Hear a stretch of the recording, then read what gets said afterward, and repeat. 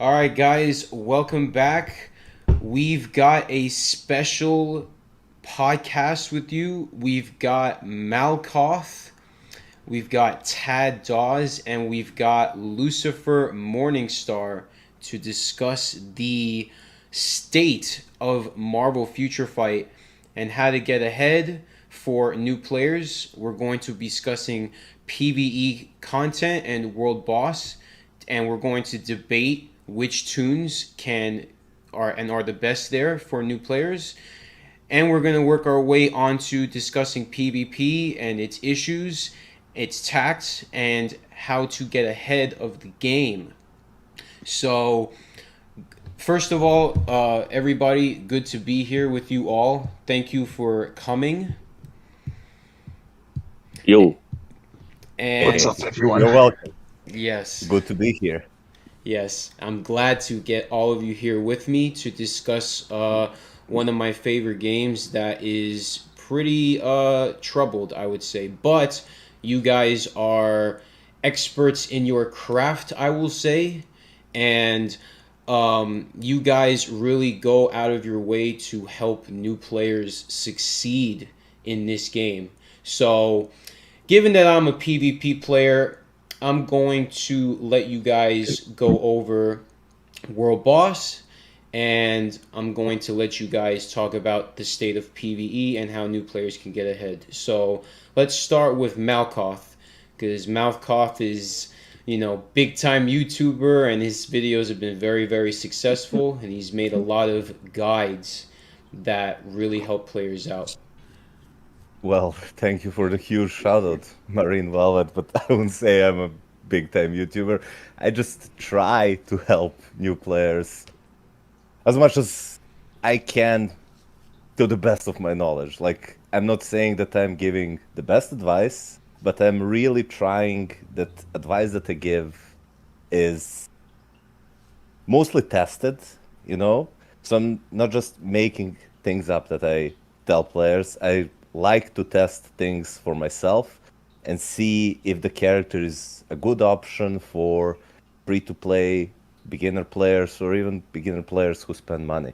When I'm talking about characters that are good options for PvE, 5 to 6 characters that can cover multiple game modes and actually perform really well. Uh, I want when I recommend to build some character for DPS, trying to make that character is good not only in Warboss Legend but at least in one other game mode. Usually that's Alliance Battle because you do get a lot of necessary resources from Alliance Battle and it's quote unquote like an end game PvE game mode as well as like Warboss Legend plus pushing. Ahead and say the top 5 characters that I think are the best for PvE overall that new players should prioritize.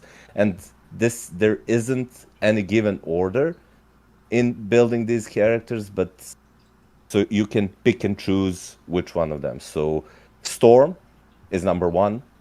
She is really easy to get through the Epic Quest, a free to play character. And when you buy her uniform, which is no longer a seasonal uniform, you can breeze through every single piece of content that she's usable in. So she is actually meta in Alliance Battle content, and she's really, really good in World Boss Legend and even World Boss Legend Plus. Not the best character, but she's definitely one of the best in the game when you combine everything else. The when you combine everything that she can do. So the second character I would recommend, and this is primarily focused on players who do not spend money, is Dark Gwenpool.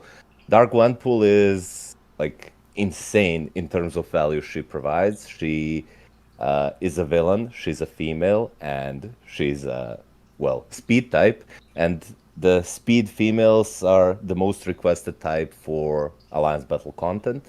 And she's actually amazing in every piece of content. Like, sure, if you are willing to spend money and wait, then yes, Mona Snow is definitely better overall than Dark Gwenpool, but Dark Gwenpool is a worthy replacement for worthy replacement for Luna Snow for free-to-play players. The third character is another Epic Quest character, which is Doctor Strange. Doctor Strange in his zombie uniform is the definitive blast villain character in the game. He hits like a truck. He clears vulnerable stages easily. He caps alliance battle scores easily. One of the best PvE characters in the game. Yes, he's a native tier 2, but he is a half-cost character that you unlock through Epic Quest, and then you just buy his uniform and you start rampaging through every single piece of content. So that is, for now, that's Storm, that's Dark Gwenpool, and that's Doctor Strange. The fourth character is kind of a flex character to me because there are two options. Like you can, if you want the cheaper way, should I say, you can just build Hulk because you can even get him for free now at through the guided quest. And then just slap him with double max HP proc obelisk, and he will perform pretty decent in World Boss Legend content and Alliance Battle. Then later you can replace it with a rage when you get the rage, or you can go the more expensive route but more flexible route and buy the new Winter Soldier uniform where he is a speed type, and his combat villain uniform where he is, well, a combat villain. Because Winter Soldier can actually perform better, way better in World Boss Legend than Hulk can, but Hulk is slightly better, from my testing at least, in endgame Alliance Legend content pushing. So that's a flex slot for me. The final and the fifth slot is somewhere where you can start building supports. We have, but supports who are actually DPSs that can clear normal World Boss Legend for me and for you guys. So it's either new Ghost Rider or Dr. Voodoo. The reason, and I'm more lenient towards Dr. Voodoo for new players, because Dr. Voodoo has amazing leadership, which will help you clear the dispatch missions and push them higher for multiple free rewards through the claim all button in the dispatch missions, which will really help new players. And he is proc friendly, so you can play him with an obelisk. He hits like a truck, and then later on, when you tier 4 him, way later down the line, you can use him as a good support for World Boss Legend Plus content. If you do not like that kind of a gameplay, then you can just build your Ghost Rider. If you happen to hit his artifact, then you can maybe use him to a certain success in PvP, get some crystals, not much, you won't get far with all the Ghost Rider, but yeah, those are my top 5 characters for new players currently. There are certain honorable mentions like Hela, like Captain Marvel, but because Captain Marvel is soon going to get new uniform, I really wanted to exclude her from this list because I don't know what future holds, but currently this is what I think is generally a really good value for someone who wants to start playing Marvel Future Fight. So tell me, what do you guys think about it? I do mostly agree with it, but I would actually put them in a different order. Storm is obviously going to be first because she is easily the best PvE tune in the game. Mephisto is better in ABL, but he's limited by his tags. The other specifically, as he's not alien or human, so he's kind of fucked in that department. He can do no restriction content just fine. It's just he's limited in the stuff that requires specific tags. And also, it does help that, though not many people will say this, but she is actually proc friendly if you play her a certain way. Because she has a low hit count, she's fairly easy to proc with as well. Second is where I put Ghost Rider, because he does a lot of content and has good damage, and as we all know, has the good PvP usage as well. Even without his artifact, you can just, because his main skill is now an iframe, you can swap him in, do that skill without risk of dying, and then you'll die. He's not as risky as the old uni was, where you would die whilst doing that skill. On top of, it massively improved his autoplay rotation with the new uniform, where he actually focuses on 4, 5, and it's either 2 or 3, one of those, So he's good for farming now, which he wasn't previously because he would never use his fourth skill, which is where all his damage is. In third place, I have Hela, but I do have some bias towards her simply because not many people did her justice, so I find her very underrated. She does a lot of content, decent tags, very good damage to the point she will do endgame content better than some tunes with additional pierce. She's actually decent in ABL, can cover Jean Grey's stages, and there's support for both PvE and PvP. PvE wise, you get her lead and the ignore dodge, which is invaluable in all content, and PvP, you get damage against heroes and damage received from heroes. So, such as Sentry, she can be a game changer against him. And if you get her artifact, she is a great dealer for stuff like OWB and AC, and can provide some good cannon fodder for TLB. In fourth place, I've got Winter Soldier or Gwenpool. Gwenpool for the reasons you listed, but the reason that I've got her as an optional, not Hela's, because she is very nasty to play with a proc. She is very difficult to use, and Mini Rage just doesn't do very good performance-wise. I've had them both.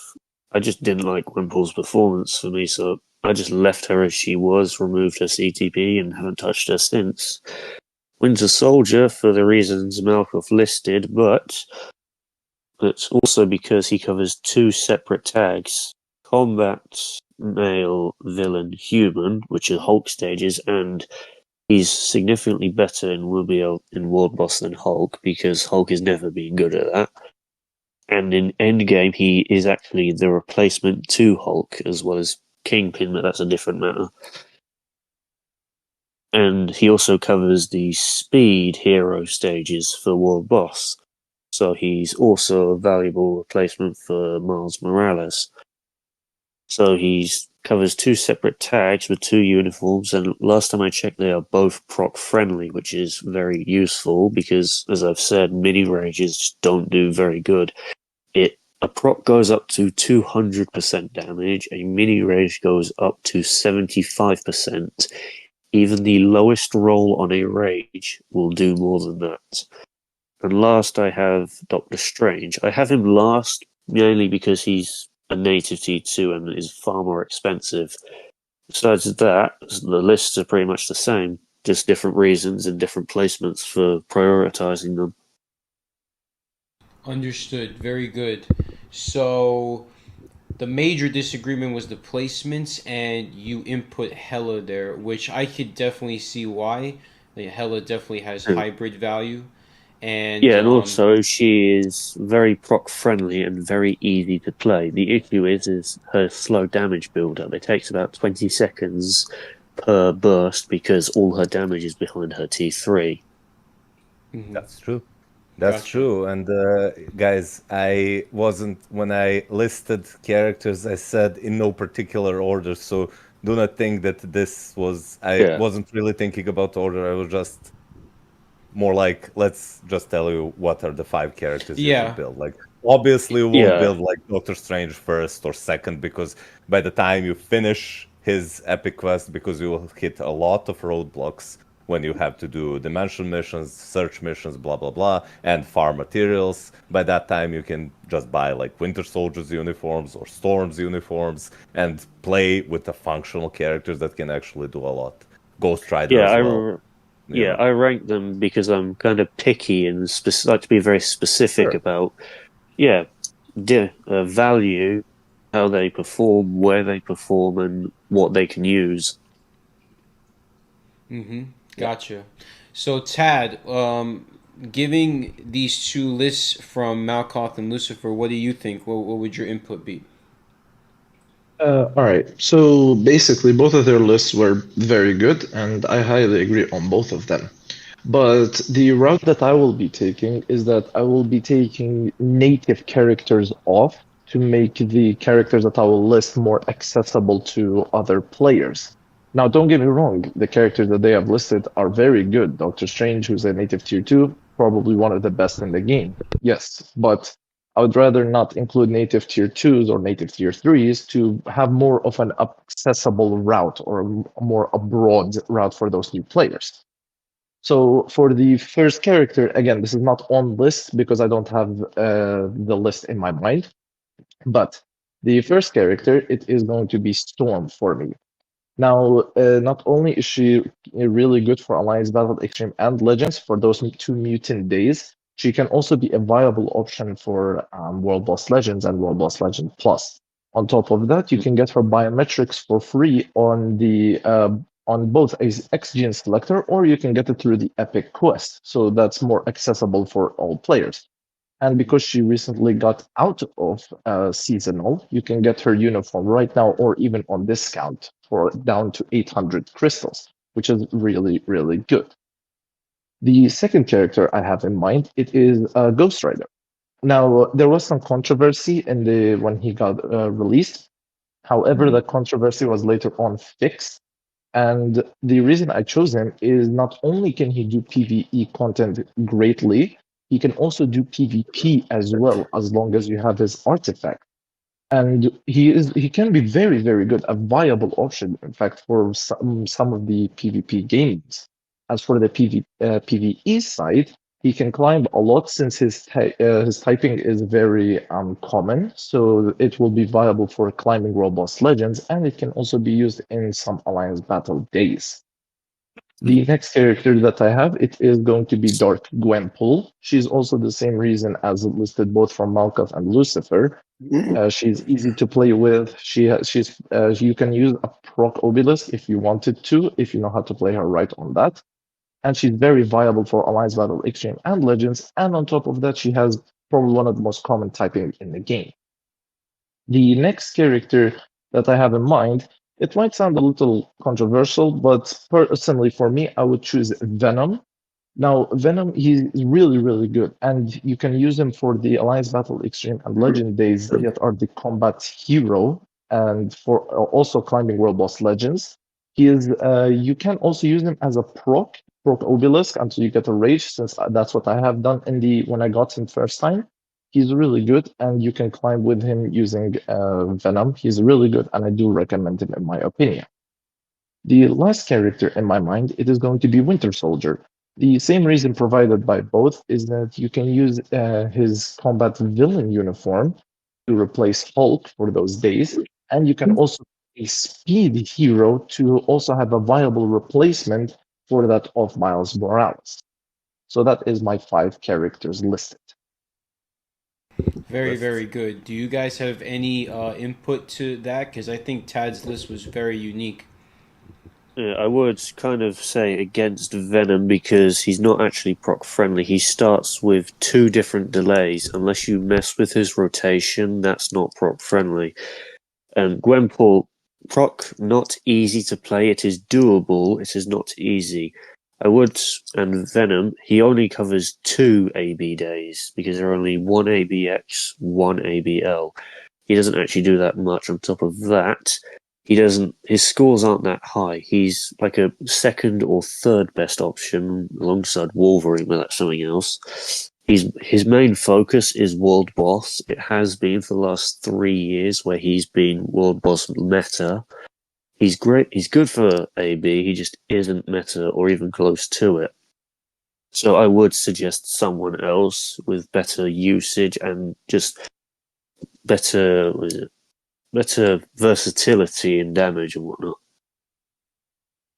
Venom, in my opinion, isn't getting enough praise. Honestly, like people just say, like, yeah, Venom is really good for World Boss Legend, and that's it. But he's not just good; he's really good for World Boss Legend. Like my Venom with a regular CTP of Rage is and no artifacts and like no Odin's blessings, blah blah blah. He's performing better at World Boss Legends than characters that have full Odin's blessings and like mighty rages, mighty competitions, you know? He's really, really good in World Boss Legend stages. But yeah, overall I would pick someone else just because Venom is like Lucifer said, he can be used in 2 days of Alliance battle, but there are characters that can overall provide more value. And currently, because the new uniforms are so powerful, pretty much every single character can clear normal World Boss Legends, like up to stage 9 or even 20 if they are,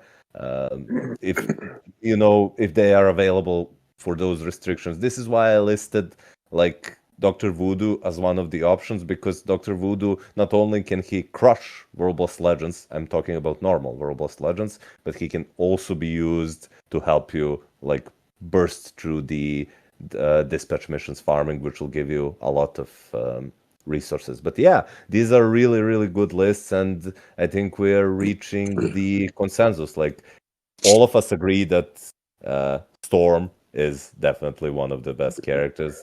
One Every of only 2, maybe 3 characters in the entire game who can actually outscore Jean Grey without team up collection. That's something people forget when they try to say Strange is better than her. I had them with an equal build, equal performance. He did not come close. He did very good. He just would not outscore her no matter what I did. Yeah, I have infinite words of praise for Storm. I completely agree. Like, we all agree that Ghost Rider is amazing. We all agree that like Dark Gwenpool, or like Lucy said, Hela, they're really, really Mm. good. Winter Soldier, we all agree that he's really good. So yeah, I think this is a decent list. We've come to consensus that these are the, let's say, 5 to 6, 7 characters, if we include like Venom and Hela and Doctor Voodoo, that new players should prioritize. And honestly, we won't make a mistake as a new player, beginner player, whatever, if you build any of these characters. Like, you won't make a mistake, that's for sure. Yeah, and just to point out how good Venom actually is, he's been World Boss meta for the past 3 years straight since his King in Black uniform. There's been a few combat heroes who came out after him, not one of them beat him in World Boss, not even Gladiator, who was actually the first toon in the game who could cap ABX with a Mighty Rage before that cap was raised. As for Agent Voodoo, I've only just transcended him. I've yet to get his uniform, so I didn't actually know he was that good yet.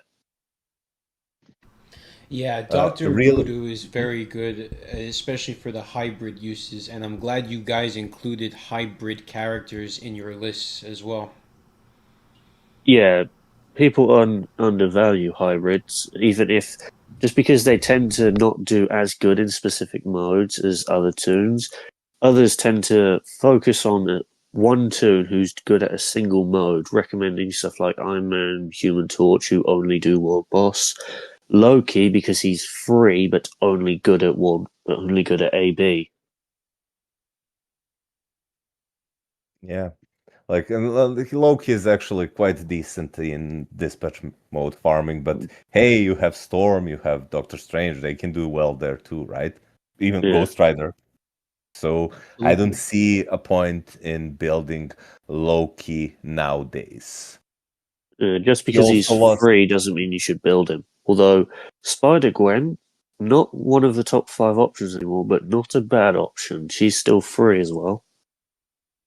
Yeah, you get her as transcend potential for free as a new player. Yeah, she can be, but I really wouldn't build her to level 80. Like, just get her to like level 72, so you can Yeah, Yes, get that ignore exactly. dodge cap and crush roll Exactly. bosses. Like, I did this a year ago when I did my free to play series. Like, I easily beat Null like on day 10, let's say, without any rush.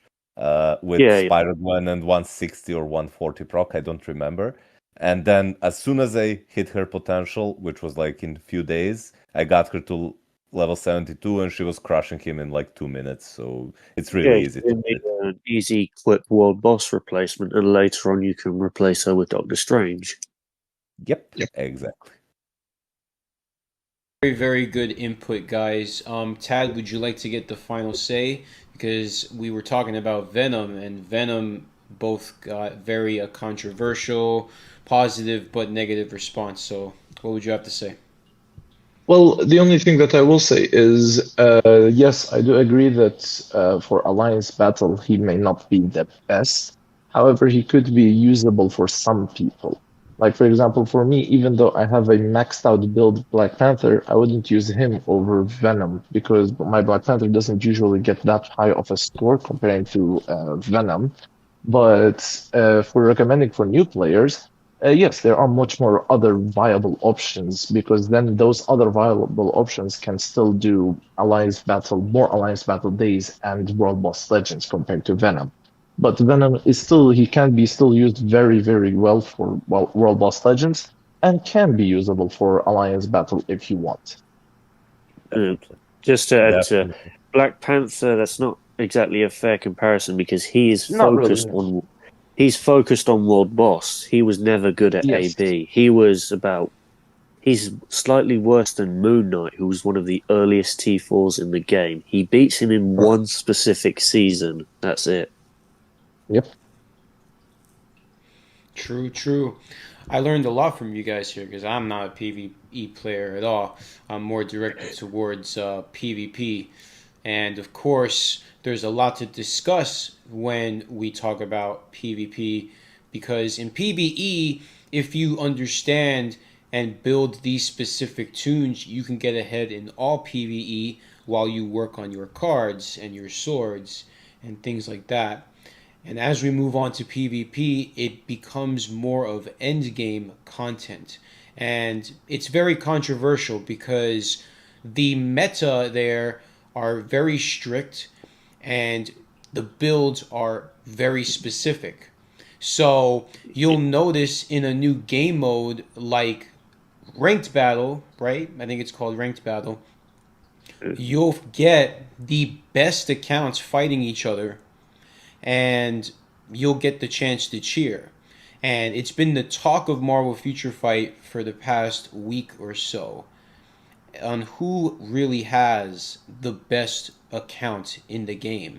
And we came across Tinkerton, King Davy, WNG players, Axe players, Arca players. These clans are really, really high and they have massive whales with perfect accounts. So, Yeah. with the results coming in, and I think is the final still taking place? Yes, the final Yeah. step. Yeah, and also PvE has a set meta. It's non-negotiable. You know who's exactly where everyone is on the value board. But PvE, it is heavily debatable. So there's no set who's best and whatnot and whatnot. That. Yeah. And I mean, you guys had a very fair debate here for PvE because, there were characters that you guys included that aren't necessarily perfect, but could still help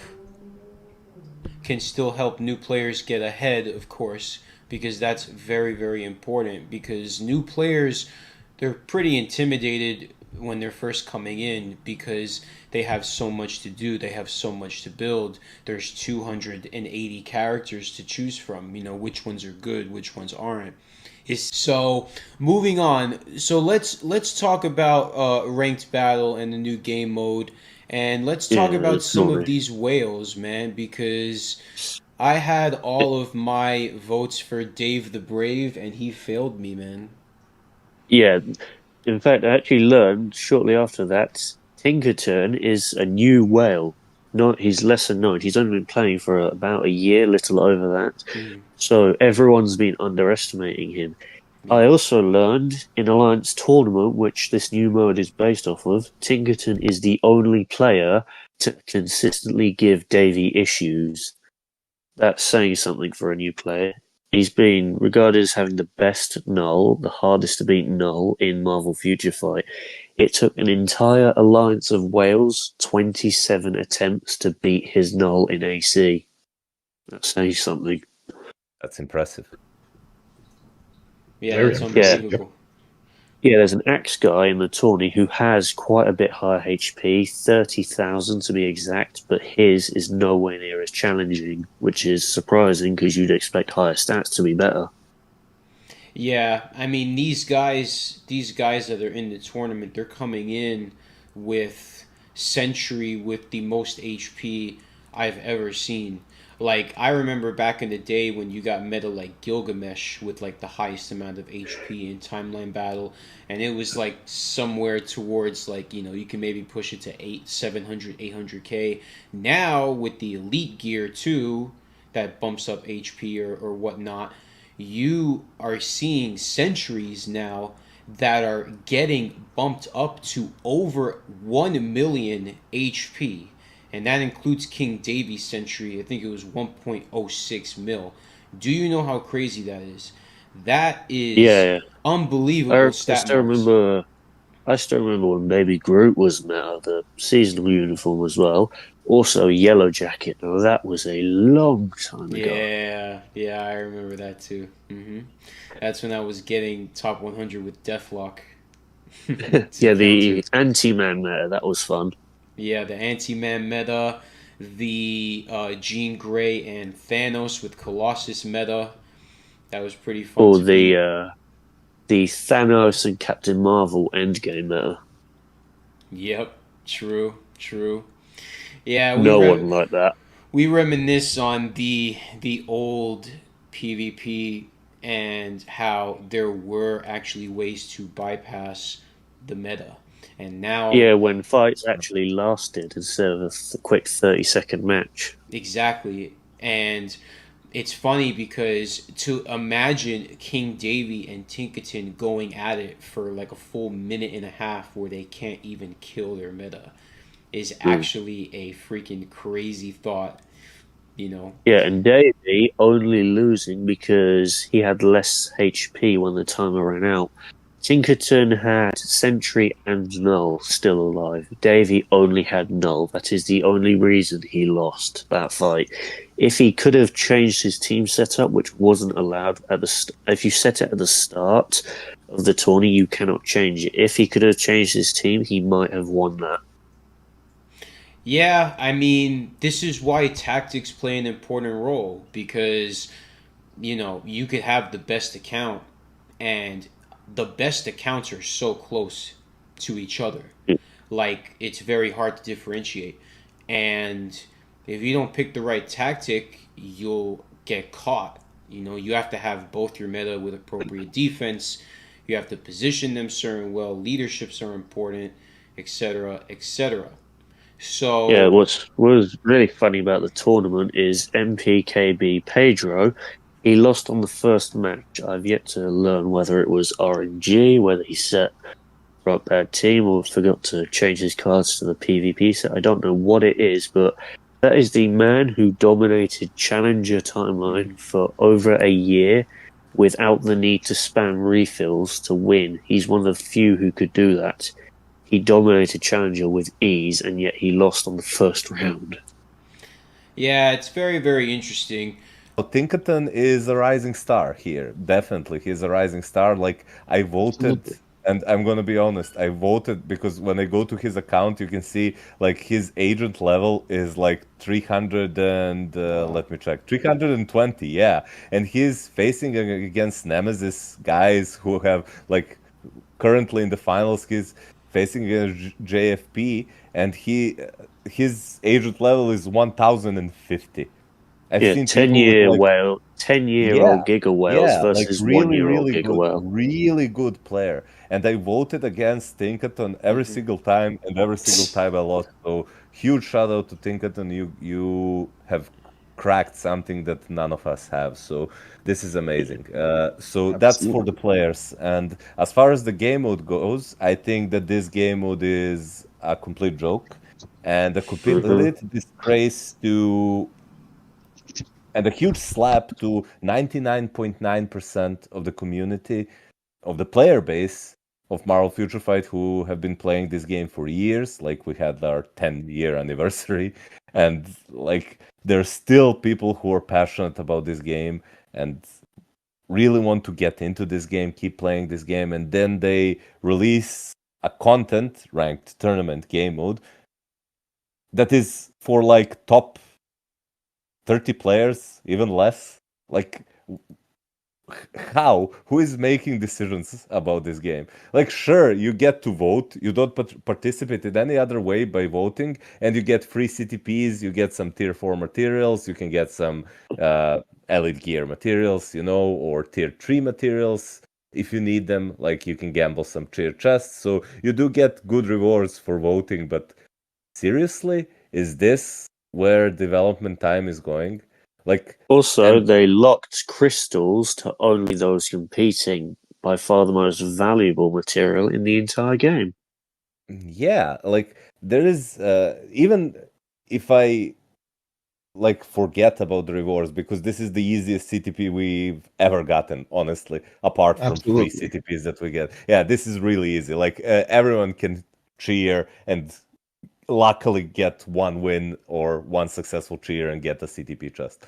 Like I Yeah. missed most of my cheers and I still have like over 3,000 the cheer tokens so I can get the CTP and tier 4 materials or elite gear materials or gamble on the cheer chest. So it's really, really easy for players to get. So if you close your eyes and just imagine this whenever you see a pop-up ranked tournament for 99.9% of players, if you close your eyes and you see ranked tournament pop up, you can treat it as a free CTP, free tier 4 materials, blah, blah, blah. But overall, I think that this game mode is a huge slap in the face to Marvel Future Fight community and its player base, especially those who've been playing for 10 plus years, because, like, why would you make a game mode that's only covering 0.01% of the players? Like, how many people are percent of the players. Like, how many people are participating? Like 16? Really? And there's, last time I checked, the forums, at least on desktop, has a counter for how many people are in the game, and it's around about 2.6 million, something like that. Yes.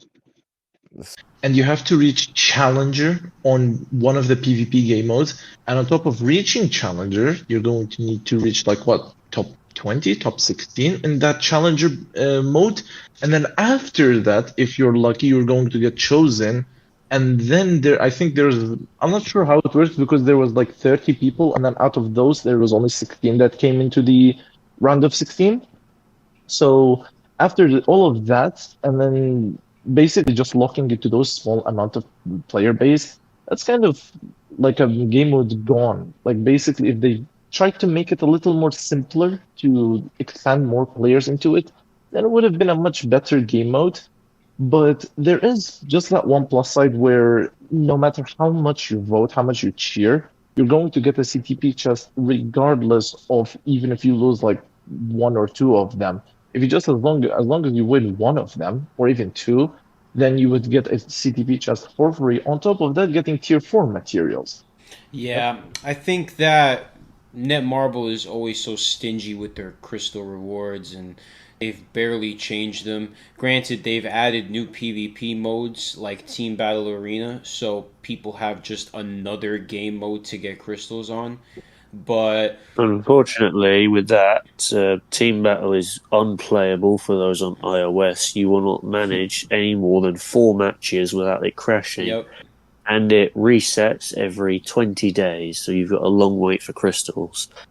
OWB reset is every 55 days, which is even longer for crystals, almost 3 times as much.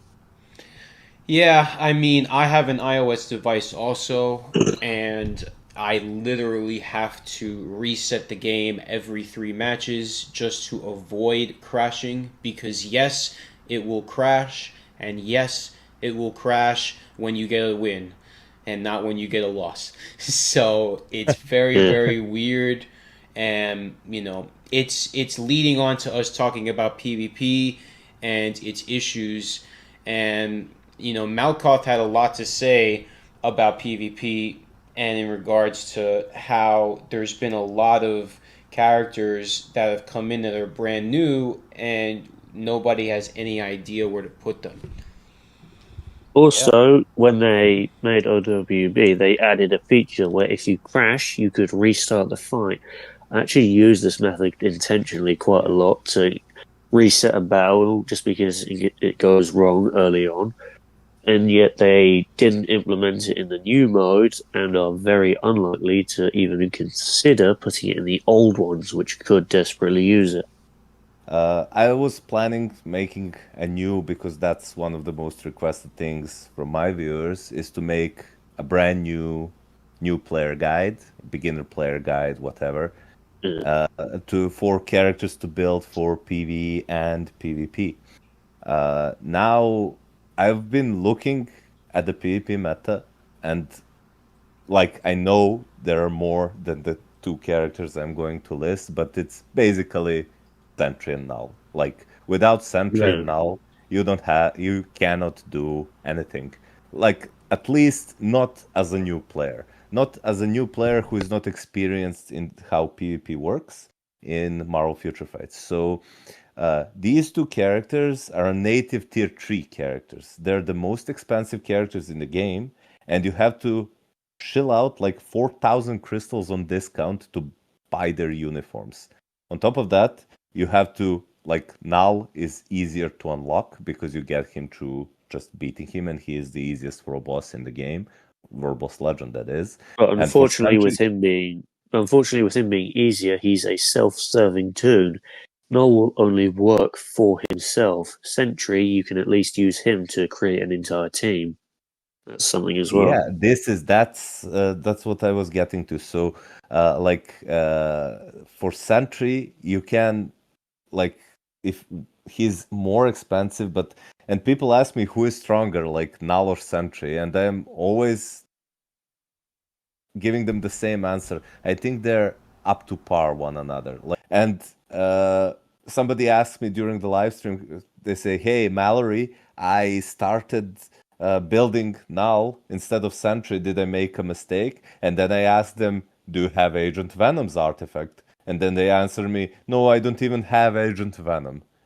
And I can already know that they made a bad investment because not only do they have to get a semi-premium character in form of Agent Venom, they also need to gamble or get lucky through one of the events or wait for the artifact selector to get Agent Venom's artifact at least like 4 stars, at very least minimum 4 stars. Then they have to upgrade that character. They have to build Colossus, they have to like but Colossus, like everybody is going to build him who is Yeah. into PvP.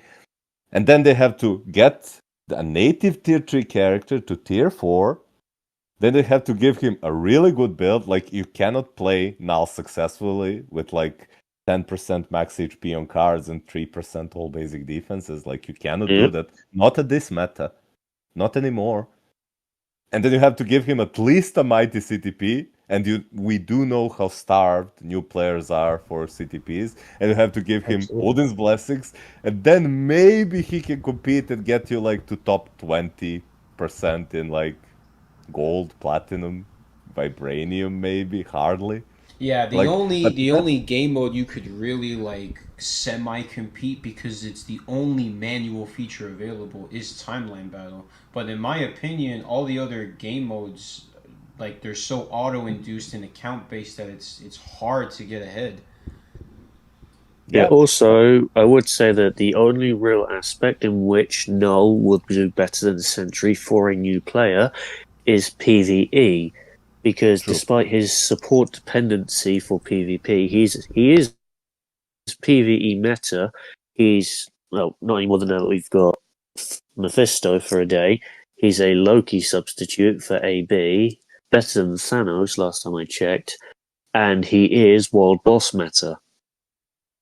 Yeah, he is a really really flexible character, but you know everybody's building him for PvP because that's where he is best. But I fully agree with you. Null is definitely better than Sentry for PvE. If I Yeah, and can, luckily, something that no one really talks about, you can stick an energy or a rage on Null, and he will still do decent in PvP. He'll get fucked a lot more, but he will still do good, as Marine knows he's currently got an energy on Null as it is. yeah, he will do decently. He'll definitely do decently. But if I can just go back to the topic we were talking, then I'll let you guys debate this. Uh, this is the reason when because I'm trying to make a new guide, and honestly, this is something that I talked with Marine a bit. I'm thinking about not recommending for new players at all to build PvP characters.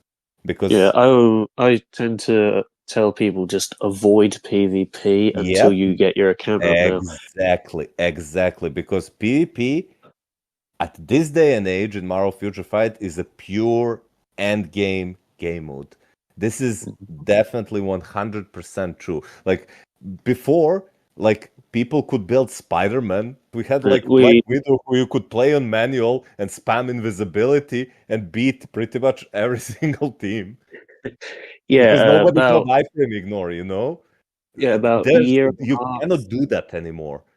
You Yeah, have about to year and a build half these icons. ago, 2 years ago, during the Jean Grey Adam Warlock meta, we had native T1 alternatives. We had Back to Basics Spider Man, Fear itself, Hulk was usable. Can't remember who else it was because that was a long time ago. But that we had alternatives that could still take down the top ones. Now it's only natives. Yeah, there is no replacement for like if you want to be and play PvP. Like I get review, hey Malkut, can you review my account? This is like 4 month old account. I just want to play PvP. And then what should my advice be? Build Sentry and Null. That will take like if he's free to play or low spender, that will take like 5 to 6 months. Build Magic. She'll perform good. Yeah, she'll perform okay if you build her to tier 4 and get her artifact and give her great build, but she won't beat Sentries and Nulls. No. You know, there are Yeah, no well, alternatives. This is why I'll probably stop advising players who are not playing for at least like 5 to 6 months to build any PvP characters. So that's my 2 cents on the current PvP situations of Marvel Future Fight. You guys tell me, what do you think about it? yeah, for Magic, I mean, I've got her built. I actually tried a few different builds on her. She won't do great.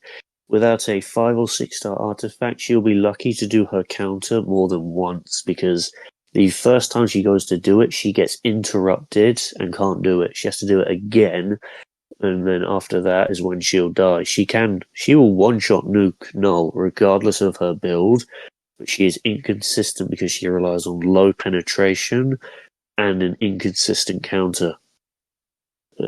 Also, I used to recommend getting some PvP early on, but now you just straight up can't do it. When True. I started this account about 2 years ago, it was doable. It was not easy, but it was doable. Now it's just impossible. Yeah, fully agreed. Tad, what do you think? I agree on this. Like, as Malcolm has said, no matter what we can try to do, we can't really provide any guide on what PvP character to build. Because excluding Null and Sentry, who are already going to burn through your pockets, you've got, for example, other characters like Wolverine, who is good on paper, but you're going to need his artifact, at least a 4 star. And then if you don't have that, then your Wolverine is practically useless. And then if you want to go to, for example, Magic, she's also the same reason, except you're going to need a 5 or a 6 star. So And the generally speaking, Silver Surfer, he is not good. He will spawn, die, revive, maybe get a kill, then die. He gets severely overrated. He needs a stacked build now. He needs more than people. absolutely, Even with absolutely, stacked I builds, he's not good. Like my Silver Surfer is pretty stacked. Brilliant CTP is good max HP on cards, blah blah blah. But he cannot like he can't perform against Sentry I now. Like no way. I agree with this because on top of that, he's not the best there is. But if you wanted to get him, you would have to do, I think, 5 or 7 days of Galactus giant boss raid clears because biometrics is only accessible there, and there's only like two of them per day. So while you get that, and then if you want to build another native character, because generally speaking, it's only natives that are mainly metas. There are some that are Yeah. none, but those are Legit, premium. the only PvP toon who is arguably meta and not native is Ghost Rider. But he's basically only to be used against villains. You can't really stick him against heroes because he has a 270% damage increase to villains. He That is doesn't get that also against like a Sentry. that is also very true as well. And if you wanted to build Carnage, he's also half meta, and you will also need his artifact. So to put Yeah, it shortly, unfortunately, though I do really like Carnage, he just isn't meta anymore. I've seen Yeah, him max build. he isn't performing. Yeah, Like Carnage is Carnage. one of my favorite characters. I have a brilliant CTP of refinement on him. I have 20 Odin's blessings, fully awakened, elite gear, blah blah blah, everything like 6-star artifact, plus 10, mythic uniform, everything you can do for that character. He has baseline like 180,000 HP before every bonuses gets added, and like nah.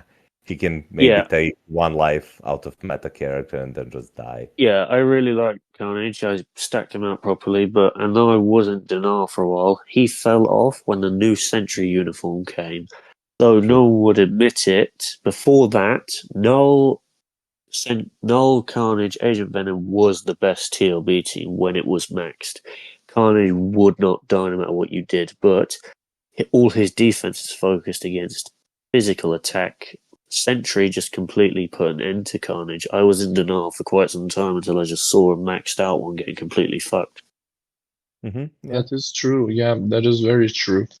And honestly, there's nothing that we can really do to make it any cheaper. Like, there's no alternative whatsoever. You either build a Mm. native tier 3, and on top of that, Null, you're going to need to build him manually, or Sentry, you're going to need to drop a lot of materials on his epic quest. On top of that, there's premium characters that you need to collect there. And if you want to go to Mm. the premium route, the premium characters, most of them are going to need artifacts. So not only you're going to need a mega 6-star ticket, a mega tier 2 ticket, you're also going to need their artifact at least a 4-star for them to even do something. Because if you get a And so- 3-star, it's practically useless. yeah, and also Sentry uses mats for normal and mutant tunes as well. Exactly. You're going to need 2 different types of characters for him. Right, guys. So that's pretty There's much a lot of great points that I wanted to address, because the truth is that there really is not much alternative in PvP. You got number one, you got number two. They're undeniable, they're unchanging, and then you got the top three to like the top 10, who honestly I make a very strict list based on it, but it could be rather subjective because Yeah. builds are so contingent on the tune being meta or not. So my Silver Surfer with Mighty Energy turns out has very similar RNG to a Brilliant Conquest Surfer in Team Battle Arena. I could get a counter kill on sentries with Brilliant Greed, and Brilliant Greed is going off sentry, but basically Mm.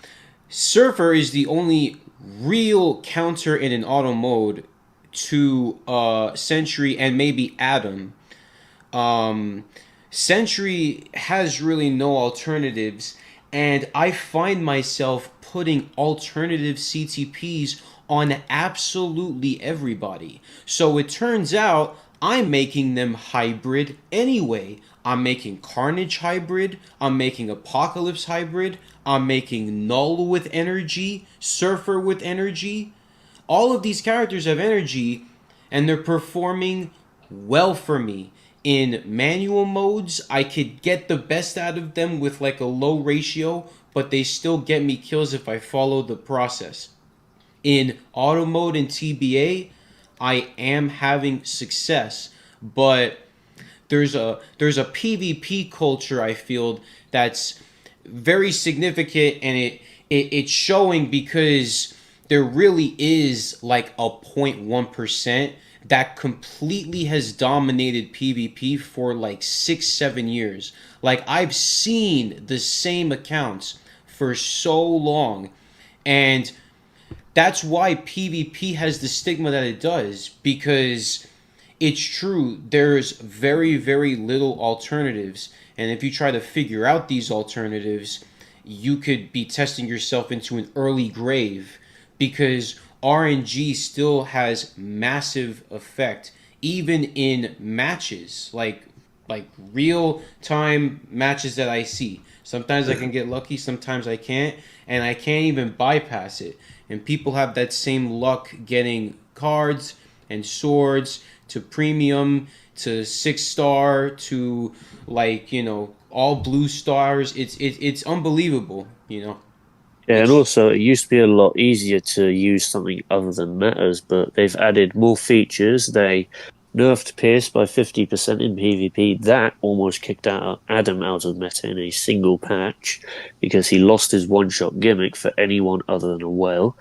They added swords, which come with more pierce reduction, damage bonuses, crowd control decrease, whatnot.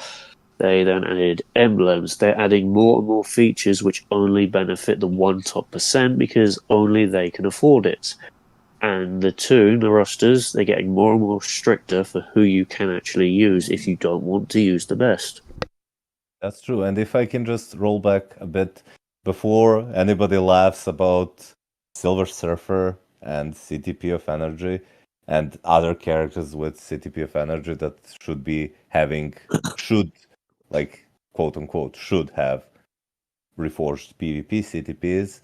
Why don't you, Marine Velvet, go ahead and tell everyone who will be watching this or listening this about your Otherworld battle placement in the recent weeks, months with those characters? Oh well, I mean, Yep. in Otherworld Battle, I actually I completely abandoned the game mode because I already acknowledged that it's totally account based, and with my 55% HP on cards, I'll never get the freaking Ghost Rider card. I'll never get the freaking Zombie Spider-Man card. I'm still trying to gamble for the Zombie Spider-Man card. I'm looking to try to better that area so I could maybe compete in Otherworld Battle one day. But Team Battle Mm-hmm. Arena, I have been having some success. Even my ratio is pretty good. It's in the mid 70s, which is much better than my PvP ratio in my timeline battle ratio. My timeline battle Mm-hmm. ratio is, always in like the 50-40 percentile these days with my team ups. But, I'm figuring out that Shala with a specific build, even in a specific position, is also kind of a counter to Mighty Conquest Sentries and Greed Sentries. Carnage with Mighty Energy is not letting me down as much as Brilliant Egg Carnage is letting everybody else down. Um, my Mighty Energy Silver Surfer is honestly irreplaceable. I think he's great in PvE. I've gotten like 40% damage in GBR runs with him before in like a minute and a half. I think he's great. Okay in World Boss. And he gets me very critical timeline battle kills against really, really tough Brilliant Conquest Sentries. Like, I'm talking two-shotting if I get the proc down. Proc friendly, too, surprisingly enough. But, my Apocalypse has Mighty Energy. I mean, Apocalypse has been a very underrated character as of late. And, Mm. for example, Magic. I've also kind of put down on my list in my top 10 list because she's very inconsistent and she needs the full artifact. When I reviewed your account at one point, I was baffled by seeing like energy on your Carnage and well whatever. But then I checked your videos and I saw like that these things actually work and that you've been beating top people with those builds, which is insane. It only shows you how unexplored the PvP meta and the counter meta is, because the barrier to entry is so high and the barrier to test things is even higher. I know, yeah, and with When Lucifer, Markov first reviewed my account, I go back because of his reaction to seeing me using a basic conquest on the Sentry, Merge Sentry. That was funny to watch. It was unconventional, no one expected it to work, but it did. Also, Doctor Doom with a Mighty Trans. No one expected it to work. Everyone is salty for it, but it worked. I've since swapped it to an authority, but trans worked. I even use multi-patient on the other natives, Gore, Swan, and Kang, and they work in OWB when I need them. You don't expect it to work, but it will. I'm not as good with the unconventional CTPs as Marine is, but I can say they work. Yeah, I mean, I was saying that I feel like sometimes I'm like a lone wolf in this space. You know, the whales kind of keep all the attacks to themselves and all the builds to themselves, or they say just kind of a general outlook on things that may or may not work because every build is different. But yeah, Lucifer and I are the only ones that have really like gone out of our way to be extremely specific and test. And I mean, you know, Malkoff too. Malkoff is given a lot of his 2 cents about PvP. And, you know, Tad has also been doing test runs based on my recommendations, and he's been doing relatively well. So I'm hoping that, you know, us four together at some point can kind of change the outlook on PvP. And I also wanted to discuss with you guys what your top 7 list would be, and you can add whatever CTP you want, just to get like a little bit more debate going. Um, Also, to add to that, Wales, they recommend what works from their perspective, and they forget that their stats allow more things to work than if you had less stats. Mighty that's true. Conquest, for example, if you have insanely high stats, you can make it work, but for anyone without it, it will not. I have tried it on True. everyone repeatedly, and I've removed it within the week every single time.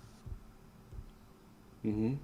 It's very Yeah, true. just like Reforged Refinement couldn't work on Silver Surfer if your cards and defenses max HP aren't high. So you needed Yeah, whale stats for Mighty Refinement to be the best CTP for Silver Surfer.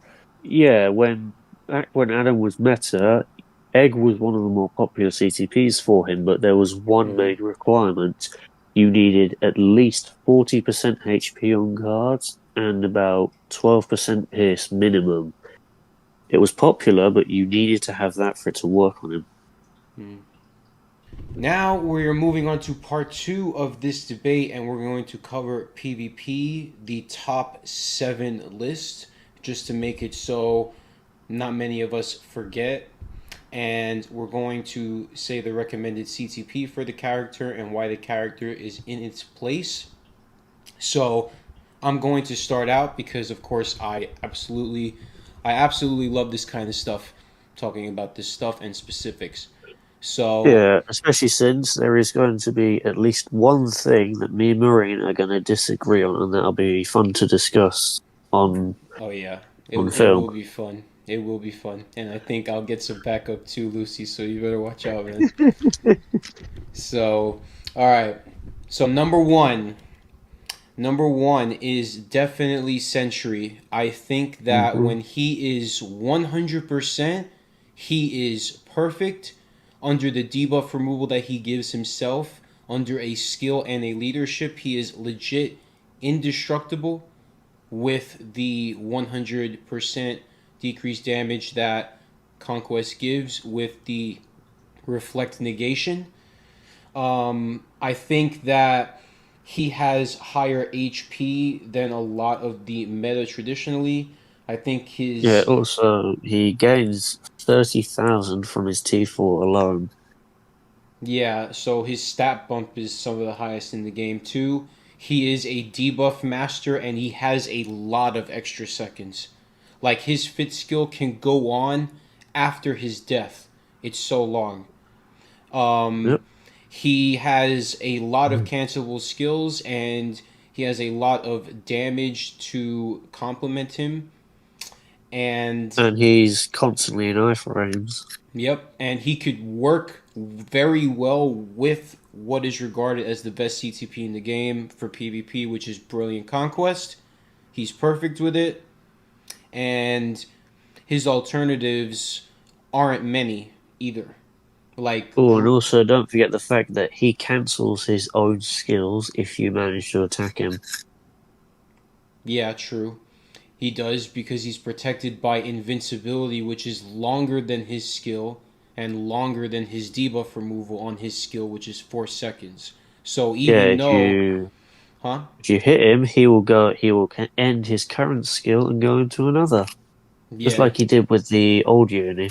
yeah. So when he's with Molecule Man with like debuff removal of 10 seconds, he's legitimately broken. He's broken. Like his debuff removal doesn't overwrite. It has like a 3 second cooldown majority of the time. So then he becomes ridiculous. Whereas if you combine Null with Molecule Man, he still has to be with Agent Venom. Without it, he's not going to do well defensively. Even with Colossus, he doesn't do well defensively. So that's why he's clearly number two. His counter is Logan. And if he doesn't have the right supports, he gets decked by Logan a lot of the time if you know how to Yeah, build your Logan. So, yeah. I've even gotten him a second ISO set. I have Power of Angry Hulk was the first one. That's one I mostly use, especially in the auto modes. The timeline, I like to use Protect the Captain for the extra defense, HP, and crowd control time it gives. In some cases, it does help him survive damage just long enough for him to get the debuff removal back before he dies. yeah, I think because Null's primary is offense, you can probably work with it, protect the captain for him because he really does need as much defense as possible these days. His offense is already complemented. So I would actually think that, of course, Brilliant Greed is the best choice for Null, but if you don't have a Brilliant Greed and you only have a Mighty Greed, I actually think that Mighty Energy does more damage than a Mighty Greed, and it's helped me tremendously in Team Battle Arena. So I will take those two out of the way. Third choice, sorry guys, it's got to be Silver Surfer. The Uh, full build at 100% with the Brilliant Conquest and with probably Agent Venom is the only true counter against Sentry and TBA, other than maybe like a Shala Ball in a specific position. But basically, he has the capabilities of activating his counter during Sentry's second skill. It's RNG, it's luck based, so like 9 out of 10 it's not going to activate, but that 10th time it could actually kill Sentry in one shot. He is extremely tanky. He has all the stats to complement him. He has high damage, but he lacks penetration. It's only on his counter, which is unfortunate. He has hidden super guard breaking on his third skill when the counter activates. He has very long iframes. He has reflect, which is like one of the best um, stats for PvP to go up against like the meta. And he has a revive, of course, and he works with Brilliant Conquest. It's just very unfortunate because he's very poor when he doesn't have the Brilliant Conquest. So alternatives like Mighty Authority, Mighty Egg, the egg has to be brilliant.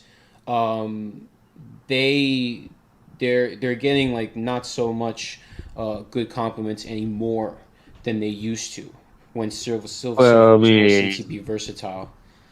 Off always got more praise than it deserves because the invincible disables counterattack, which he has always been reliant on. Mhm. It worked on his old uni because he wasn't completely reliant on the counterattack, but now he is. Off has always been overrated for the symbiote surfer, and I'm still using Egg on mine, and yeah, as long as you don't stick him up against Nolan the Sentry and expect him to do anything more than take one life, he's not too bad with it. Yeah, I would say that he's not. He still has some versatility, but in order for him to compete in very high levels and be regarded in very high levels, he needs like the highest build. So, Yeah, in my opinion, you either have to give him the perfection he needs with the Brilliant Conquest, or I would give him DPS because I think that like he needs a brilliant CTP when it comes to defensive CTPs. So Mm. my mighty energy on him is actually doing very, very well. Yeah, I'm just glad that people have stopped saying that Region is good on him entirely. It used to be considered his third best CGP, and I really hated that era.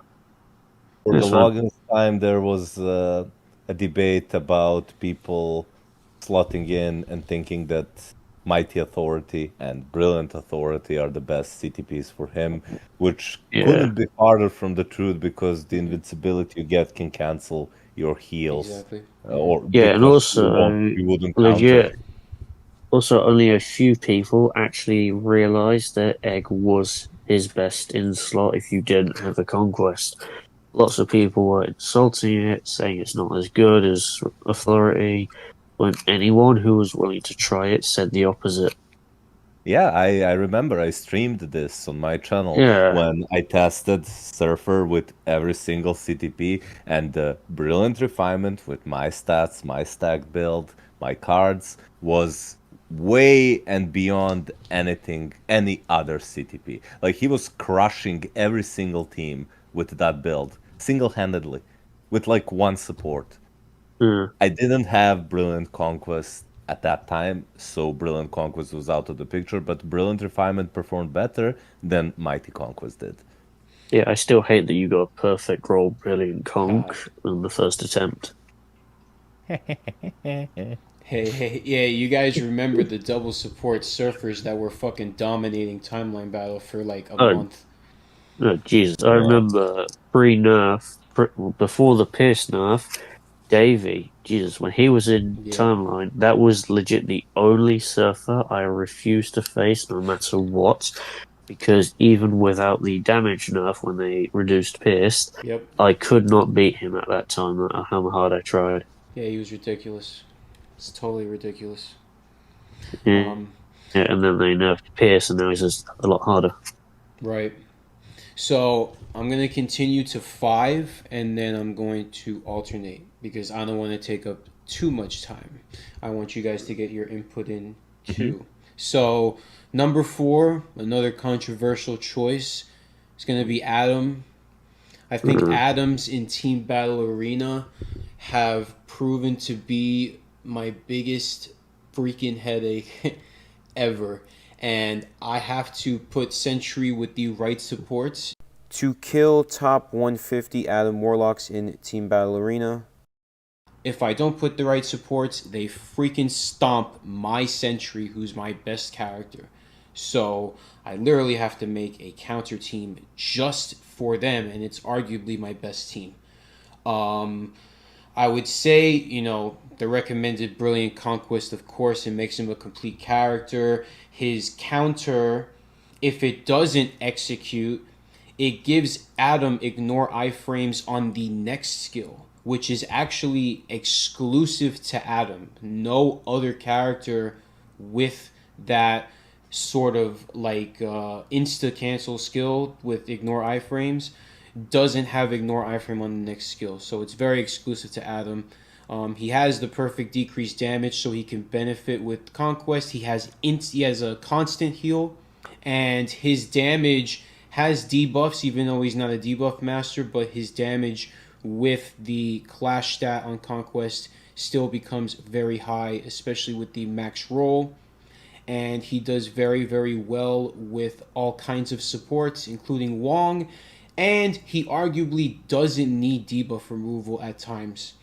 Not every time, of course, but it's because he has the debuff removal on his second skill, making him extremely effective. So, Yes, I'll save my arguments for why I would yeah, not put Adam in top five for later. good, good. And it would be a good topic to discuss. Number 5, I'm going to say it's Logan. I think because Logan, even with a medium, like moderate build, can still take on plenty of nulls and is still a fairly decent counter. In TBA, I actually pair him with Colossus as a lead to activate the physical damage immunity which actually works in my favor, especially when AV is banned for null. So Logan is essentially a mainstay in TBA unless Mephisto could find a way to consistently kill null and replace him.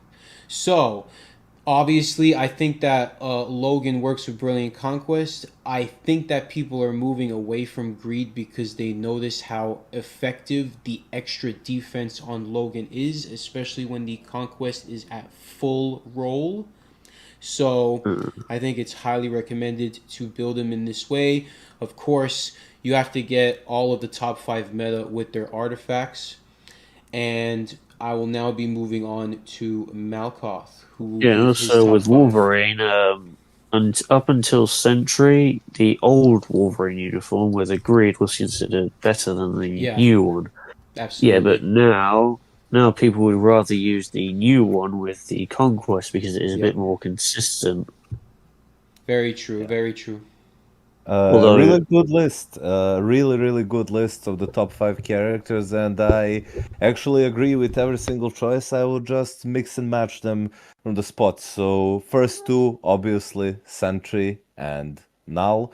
The reason why I'm putting Null at the second place and Sentry, in my opinion, Brilliant Conquest is the best CTP for Null. The Brilliant Greed is the best CTP. The reason why I'm also more lenient towards Sentry being a bit better than Null for PvP is because Null needs another character with his specific artifact, which is Agent Venom, to be a menace, real menace that he can be. That doesn't mean that Null is useless without Agent Venom, far from it, but he does really get majority of his defenses and insane performances when he has good Agent Venom support and a maxed out artifact from Agent Venom. Those are the undisputed top two, and I think every single one of us will yeah, agree on this. I know that before, when new Sentry's uniform was released, that some content creators released their Sentry PvP reviews too quick and said that he's way weaker than Null. I did a few hours of streaming where I tested this extensively, and my Sentry was obliterating Nulls left and right with Brilliant Conquest That's a as the great point. yeah, I CTP. remember that. yeah. Yeah, so Even in my first I review, I was Mhm. saying that Sentry. Yeah, even in my first review, I was saying that Sentry was slightly worse, but not as much worse as people were saying. Some even said the new uniform is a nerf. That's how Yeah, I bad it was. remember But that. yeah, but I after remember a that. lot more testing, I had started to see that the new one is actually better. But I'll save why for later. Yeah, sure. So this is something that's something that players when they watch other people and by the way, this doesn't mean that my reviews and tests are always right, nor does it mean that other content creators reviews are wrong. On the contrary, it just means that you should probably wait if you're debating on or considering to buy or not the new uniform for whatever character, in this case Sentry, wait for few content creators to review the uniform, you know, and then decide if like 5 out of 5 people say that he is good, then probably it is good. But if like 3 people say it's bad and 2 people say it's good, then I would wait for a bit more opinions from Yeah, and the other side. also be wary of earlier reviews. The earlier Yeah, the review, the less reliable it is to be. that's true. That's true. Because yeah, people edit their content. They like if they do a day one tier 4 PvP character review, like there's no way you tested that character enough Yeah, they for like you to to rush yeah. it for views. Yeah, well, that's fine. That's completely fine. Like, I'm not targeting any content creator specifically. I'm just telling about the players. If you are considering to buy a uniform, wait for few reviews, especially if you're low on crystals, to see if the uniform is good or not. But Mm. back on the topic on hand, the third place for me is actually Wolverine and not Silver Surfer. And there are multiple reasons why I would rank Wolverine over Silver Surfer currently. One of the reasons is that Wolverine is actually the best, or overall the best striker in the game. And by building him for PvP, and obviously Brilliant Conquest currently in this meta is the best CTP for him. So pretty much every single characters that I'm going to list here, Brilliant Conquest, except Null, of course. Yeah. Brilliant Conquest is going to be the CTP of choice, but what can also work for Wolverine is greed. What can also work is even like an energy. But he loses guard break immunity. I do think that people who slot in energy for PvP, I think that you will do better if you just do guard break immunity plus 200% proc. Actually, if you want the proc, but slightly better for PvP, go with a destruction because it has guard break immunity. Yeah, that's true. That's true. So destruction is probably better, not probably, but better than energy in pretty much every single case. And the reasoning is while my number 4 character, which is Silver Surfer, while he can outperform Wolverine in PvP and he can counter, like Marine said, the meta characters, he really, really, really needs maxed out builds and again, Agent Venom supports if you really want him to be a true menace in PvP. And team up. Fair. And team up as well. So we're talking about really insane investments. So this is what made me shift Silver Surfer to spot number 4. And but still, like if you have good cards and team ups and brilliant CTPs and his artifact and max out build, he still clings on there. He's definitely a top 5. Sure, but I would rank because for Logan, you can give him a normal destruction, right? And if you even get like a 4-star artifact, he can get you a kill. Silver Surfer with a 3-star artifact and a mediocre build can't kill anyone. So, but considering that we have deducted that PvP in general in this game at this day and age is overall an end game mode, it's no longer a easily accessible mode. I think it's also fair to rank Silver Surfer as number 3 because you're at this point expected to have great builds on your characters. So I'm Also, only if you ask around and learn how to do it, you can swap in Wolverine, do his 5th, then swap him out. You can do that and not require his artifact. He can get a kill or maybe 2, and you don't really need the RT. I honestly Yeah. think that your point and Malkoth's point are both actually decent cases for Logan being in 3, honestly. Thank you. Because like I'm definitely less experienced in PvP than you guys, like Marine and even Lucy, but I'm trying to rank characters on their accessibility as well as their strengths. And Yeah. for Logan, if you get like then if you play him on manual, you can do what Lucy says. And if you Yeah. get like at least a 4-star artifact, you can do that in addition to pick up a value out of his artifact. So I do think that Logan is ranked a bit higher than Surfer, or at least I would rank him. Then on the 4th Yeah. place comes Silver Surfer, and on the 5th place is of course Adam Warlock. Adam Warlocks with brilliant CTPs of Conquest that are really tanky have actually surprised me even in timeline battle. Like when I play, I usually do autoplay and I watch how my team performs, and I do switches like Colossus, Agent Venom, Sentry, Null, whatever, depending on what's banned and what's not. And I've seen like Adam Warlock's not by himself, of course, but they can like really, really dismantle my teams for some reasons. It's insane. Like I'm facing, let's say, Sentry, Colossus, and Adam Warlock team. This was like a few months ago. And then my Nulls and Sentry kill their Sentry, but then they're all debuffed. And then Adam Warlock just one shots the remaining HP they had from the Sentry fight. with the second skill, and then he uses the fifth skill, completely debuffs me, and my null or sentry, I don't know, I think it was null because it was immortality. He starts walking left and right because he's debuffed, and he doesn't even manage to take one life from Adam Warlock. So I do think that Adam Warlock still has quite the value in PvP, not necessarily in timeline battle, but in these random, not random, but where you do autoplay, so Otherworld battle, arena, those that what's it called?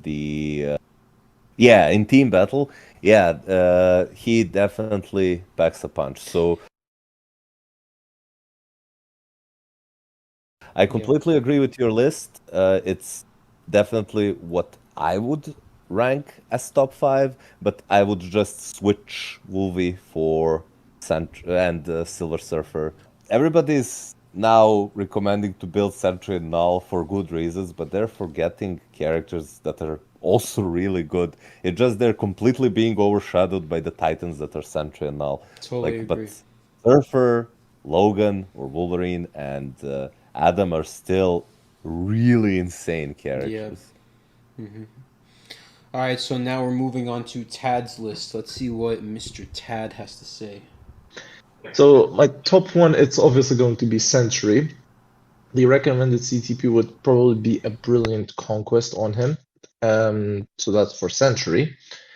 As for the second, it's obviously going to be Null. For Null, I would probably use a Mighty Greed.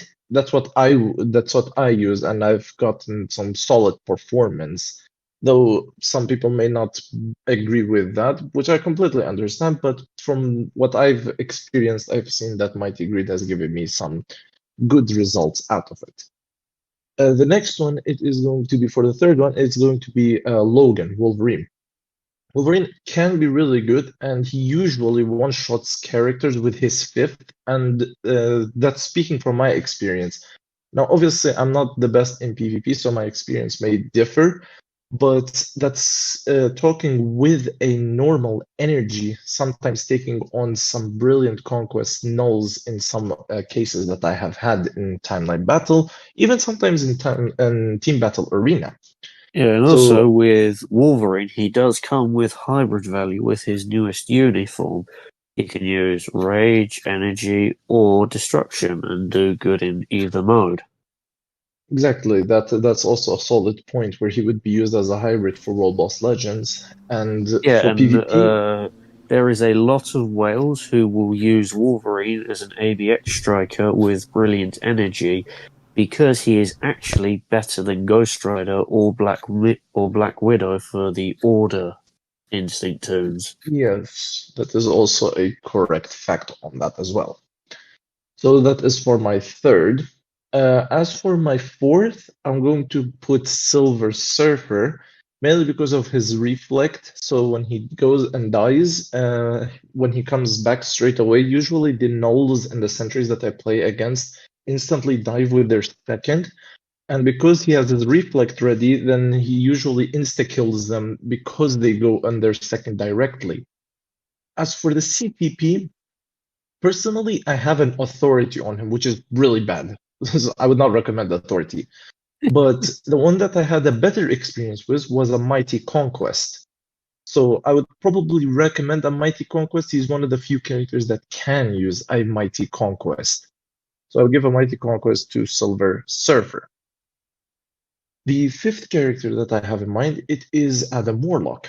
For Adam, he's really good, even without a CTP right now with me, and he has a mini rage because I'm still trying to re-roll for a proc obelisk until I get an energy for him. With a mini rage obelisk, he still performs very, very good in most scenarios, which I really, really like. As for the CTP that I would give him, I'd probably give him something like either an energy or a conquest, preferably a brilliant. If I had to guess, a mighty energy could work, but I'm not 100% sure on that. But I know that a brilliant conquest and a brilliant energy can work on Adam. Yeah, I forgot to So mention that Brilliant Energy is great on Adam. By the way, I want to see anybody put Mephisto in that fifth spot. I dare you. I dare you.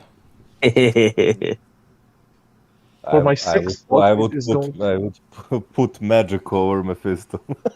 Hear me out. I have a very good sixth spot Okay, player. go, Tad.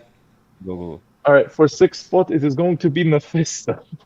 Ah, No, I'm kidding. I'm kidding. I'm kidding. Like I'm Mephisto kidding. is like I I'm I kidding. I think he is overvalued, to say the least, in PvP. in Like I haven't PvP. seen many. way overvalued. I agree. Not seen many tests with him. I was waiting on Marin to test him, but he got very unlucky with his second potential. So that was something. He was getting so unlucky with his potential. Like Yeah, I was like you guys, spamming Tad with rage. He was actually texting me. He's going to be like, my head is going to be placed in a jar 1,000 years later, and then I will get his potential. It was so bad. I tested Mephisto with mm, greed, brilliant refinement, brilliant conquest. He's like I don't know. He's You not tried that all good. of them except his recommended one, which for Mephisto is actually authority to a complete shock. Yeah, because I do not have brilliant Needs authority. it. I don't think many Yeah, has it. Mephisto is kind of like what is it? He's kind of like Thanos. He needs damage reduction desperately. Yeah. For my sixth that I'm going to put, it's probably going to be Apocalypse for me. Because, well, yes, you would need a 4-star, 5-star artifact for most characters, but so far from what I have seen, Apocalypse with a 3-star and no CTP, he's doing quite well for Team Battle Arena. He usually dies a lot, but in the rare cases, he does actually perform quite good, and that's without any build on him. I do not have anything on him, just a 3-star artifact, and I don't even think that I have an obelisk on him. So it's completely stripped with nothing. With just a 3-star artifact, and he's still performing quite well from my personal I think experience. Apocalypse is great. He's really good, especially since I don't have anything on him. No Odins, no Ooze, nothing. Absolutely Problem nothing. I with don't. like sixth and seventh slot is that like there is a huge like discrepancy between first two characters, Sentry and Null, and the next three characters, which are we all agreed. Well, we didn't hear Lucy, but like Wolvie, Silver Surfer, and Adam. Adam. And Yes. then the final two will also have huge discrepancy between the first two, but also the next three characters. So this is why when I rank PvP characters, I usually only go to top five because after top five, like we can probably reach consensus at top five, but at top seven, there's going to be, a wild Deadpool appears, Oh, Apocalypse That is Magic, true. you That know. is oh no, true. not Deadpool, please, not Deadpool. Yeah, but you remember that there was a time when people were hyping up Deadpool that if you Oh, give him a max build, brilliant conquest, and max team up collection, and blah blah blah, he can kill sentries, in it his old wasn't build. even max build. I mean, let's For the last one that I'm going to put, um, honestly, I have nothing in mind. The only one that I can think of that comes to mind is Ghost Rider, Yes. but I know I'm surprised you didn't many stick of you. him in sixth. Ghost Rider, honestly, I know that many probably you might disagree with this, but I'm speaking from experience, and he's the one that I have built like more than the rest. And honestly, I've seen Ghost Rider kill many people, and he only has a 4-star artifact, and 4-star artifact with a mighty rage. Yes, a mighty rage. And he was performing very, very good in Team Battle Arena. Putting Ghost Rider 7th because from my personal experience, he's been very, very good. I do not know if you guys are going to agree with this, but again, this is just from a personal perspective, and this is because I do not know that much about PvP. I usually just No, go that's message completely fair. Marine. I just go message Marine, please help me out, help a brother out. And then he just sends me some list. And also, something to note is Ghost Rider, you do typically want to pair him with Nick Fury in PvP for the incapacitation immunity, because Null will remove his buffs via incapacitation, which interrupts his skills. But with Fury, it prevents that, so he will not get interrupted. It's why the most common Ghost Rider team in AC is Wasp Lead, Fury, and Ghost Rider. It's typically put before Sentry or Null teams because it acts as a Null Sentry, Null counter team. That is a good perspective. And honestly, I would put that as a team, but the issue is I have such little amount of PvP characters. Mhm. Like I don't have the biggest list there is.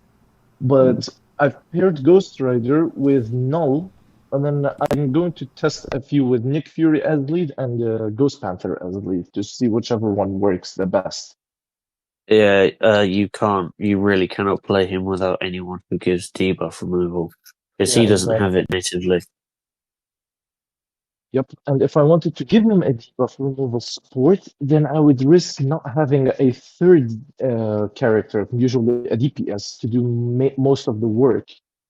Actually, if you want a debuff removal who can also be a DPS, you have Strife or Sue Storm. Either of them can work. I mean, Strife has fallen off and whatnot. His damage isn't what it once was. But Sue, I've actually gotten some surprisingly good usage out of her. I almost killed a no with her on her own, but she was aided because Ghost Rider triggered his debuff removal already. I mean, if I'm able to, I might buy Storm and hopefully just put her instead of Ghost Panther. Yeah, Sue is kind of overlooked, but she is great for OWB and AC if you get an authority on her. That's good advice that I will look into further. Yeah, her charm debuff on the third skill, it avoids debuff removal. If her issue is no iframing, or if she catches you with that skill, you are going to die. There is no two ways about it. Well, I'll hopefully try to save up some crystals and get her, and then hopefully she can work alongside Ghost Rider. Yeah. 6th and 7th characters, I would probably look into the future updates, not and recommend those characters. So I would probably list, and you might kill me, guys, but I would probably list Doctor Doom in one of those slots because I am Oh my expecting ears. that Doctor Doom will be insanely good once the movie I'm back. comes out. So I it's mean, they kind did of like, fuck up God Emperor Doom of all tunes. yeah, And the God then Emperor they Doom nerfed is it. like, oh, I didn't know that actually. Yeah, they released it shitty. There was a bunch of begging for a nerf. Legit, the boycotts for the nerf was so intense and so many people were getting in on it that Netmarble resulted to muting players. They were deleting comments, muting them, preventing it from Wow. happening. I did Yeah, that not happened know. in the live stream. Yeah, that's how bad Buff Doom was. And when Then they did finally buff him, they actually nerfed him, mainly by giving him a 1 second debuff removal on his iframe ignore, as if having 2 seconds wasn't bad enough for the likes of Merged Sentry. They made it even worse for Doom. Yeah, they really. That's probably one of my most hated uniforms of all time. I mean, Yeah, I bought the Doctor old Doom in uniform at Spite. seventh. Doctor Doom in seventh is a very interesting choice. Yeah, I bought the old Doom uniform out of spite, and I tend to get more usage out of that. It's more like betting on the future, you know? True. Because it's not what my choices are like for 6 and 7 are like Apocalypse, Magic, Emma Frost, and Doom. Did I forget anyone? Oh, Mephisto. Of course, I forgot Mephisto. Yeah, So yeah, maybe, and Ghost Rider. I didn't list Ghost Rider. Well, I'll probably rank Doom like in top 10, but That's better. yeah, I would probably rank Doom in top 10, but I don't think I would rank him in top 7. Yeah, top 7 is kind of pushing it, but yeah, top 10 Doom for future value, hopefully. But they have to get the next uniform right, man. They have to do it. Yeah, the only two that I know for 100% that are future proof are Jean and Thanos because neither of them have ever gotten a bad uniform. That's true. That's true. Yeah, there might be others, but I don't remember anyone else who hasn't at least once gotten a bad uni. Uh, has anyone gotten a bad uni? Uh, not that I.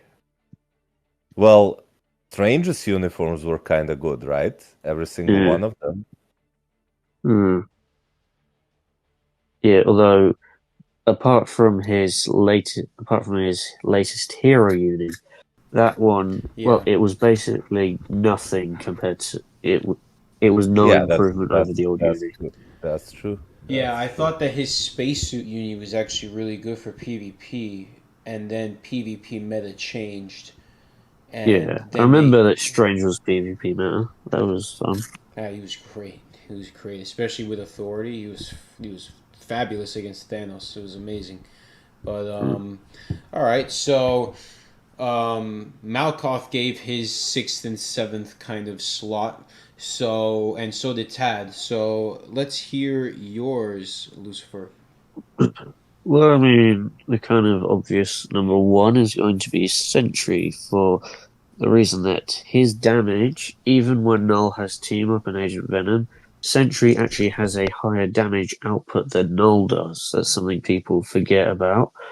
Uh, Also, he has a lot more heal. He has it on two separate skills. He has a more complete toon. He provides debuff removal and attack increase for the entire team. He doesn't have or need team up collection. Uh, Despite his defensive issues, he does great with greed, even without supports. He is not support dependent.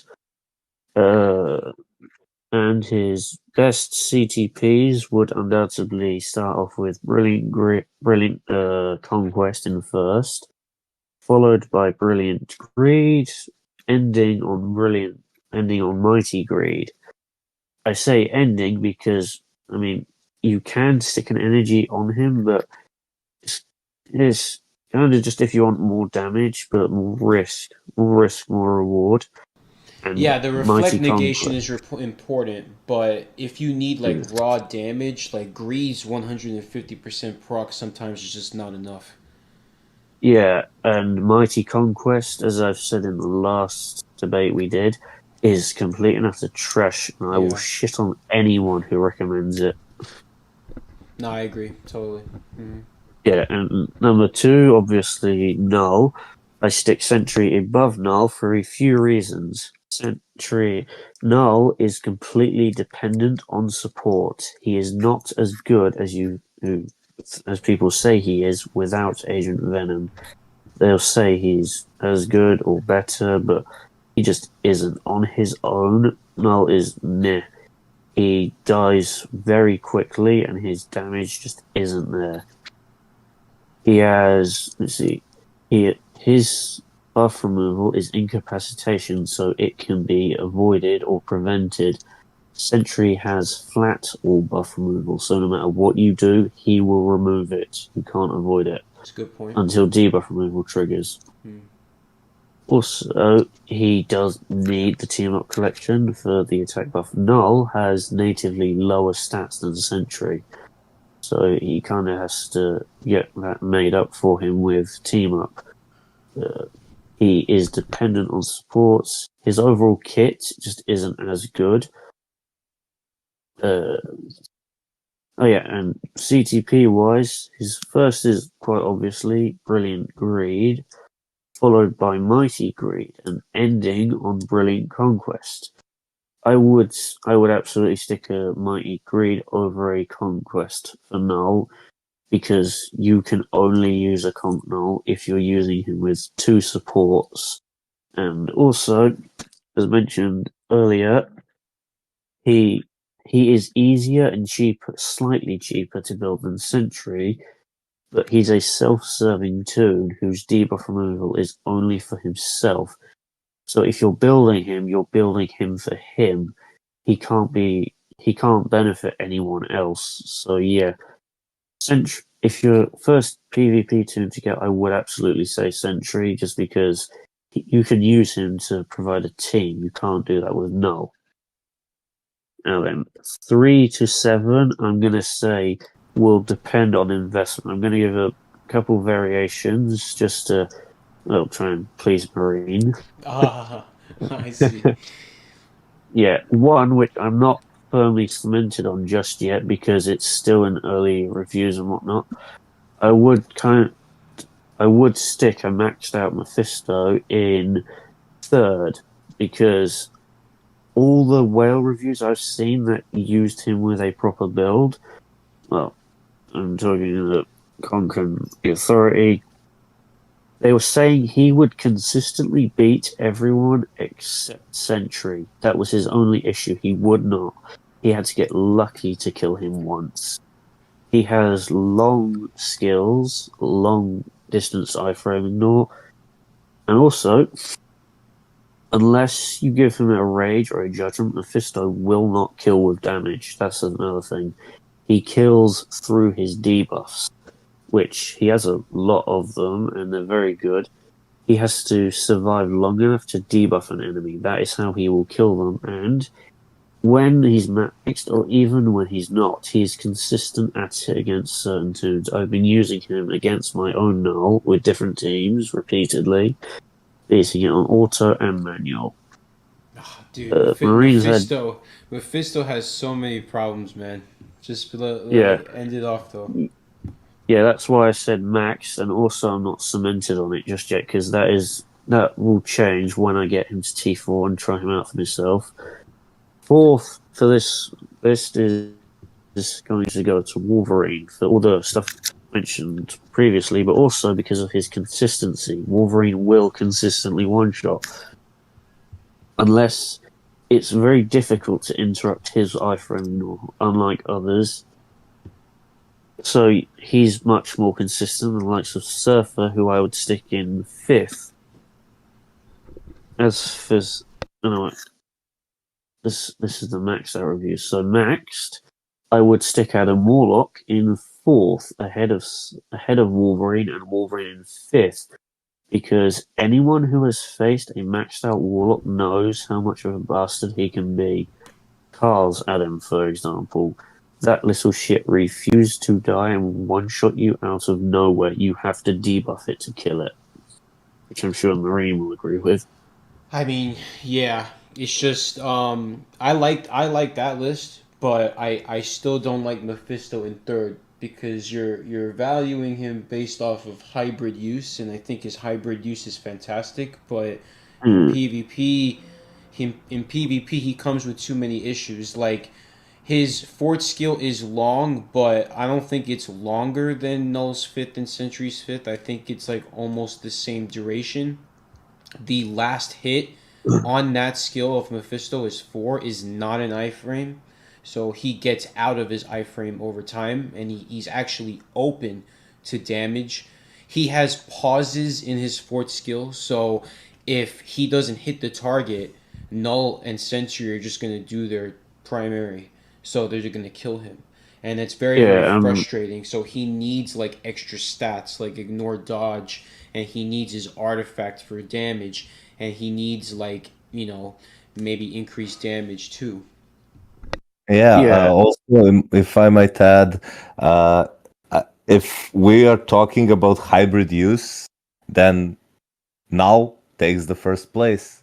So this is why I I'm didn't not actually focused. include the hybrid use because Mephisto is a PvE oriented hybrid, similar to what Jing is and has been for some time. He is capable of both, but he is clearly focused on PvE. That's why I Yes, never but mentioned his PvE Lucy, usage.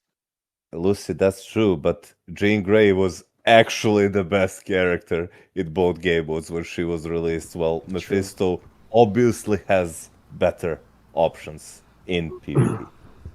Yeah, that's why I have mentioned previously when I was ranking them that unlike Sentry and Null, there is no argument for him to be higher. He will be third at best, but that's I'm yet to be cemented and decide whether I'll go with that in I the mean, future or not. to be fair to Lucy, in Team Battle, I did see some Mephistos did replace some Surfers or some Logans, or it allowed putting Mephisto on the team by himself for Silver Surfer and Adam to be paired together, because I see a lot of people doing that team now to counter the perfect Logans, indicating Yeah, them and as not top five. not long ago, I saw a mid build Mephisto M Judgment similar stats to mine. I stuck him. I wasn't expecting what happened, but he straight up two-shotted my sentry. I was using Hella support with him, so he wasn't getting any additional help. But he spawned. Not Mephisto got lucky and invaded the first iframe. He killed him through that rather quickly. Sentry then revived and killed him, but then Mephisto killed him on his revive. I've only seen that happen a few times, but it does happen. You always have to remember to take into account who you're fighting too, because Yeah, I always check the accounts and the bills and all that. You see me share the screenshots and whatnot. It was similar to my own build, but he had much higher attack. He had about 110,000 or so. okay. Anybody Yeah, want to and add then anything to that? No, I mean, yeah, Mephisto might be. I don't know. I honestly do not know. Uh, I like when the character is really good in PvP nowadays, it's almost instantly obvious. Yeah. It's almost instantly obvious, and Mephisto definitely isn't one of those characters. Like Logan will, in my book at least, forever be better character for PvP than Mephisto. For multiple reasons. Easier to acquire, easier to build, more abusable on manual play. Like he just doesn't require specific CTP. He actually can use different CTPs and still get some kills. Like he's an amazing striker. So yeah, I'm not so sure about Mephisto. Maybe I'm wrong. yeah, yeah. There's only a few of the old players that I know who have actually said that he's top three. There's not a lot of them, but there are some of them, and I know that they're reliable because they've helped me a lot in the past. That's why I'm not firmly going to say that he's top three just yet. This is right. I would maybe rank him at about Apocalypse's rank. Yeah. Yeah, just for now. I'll stick him like on par with Adam Warlock.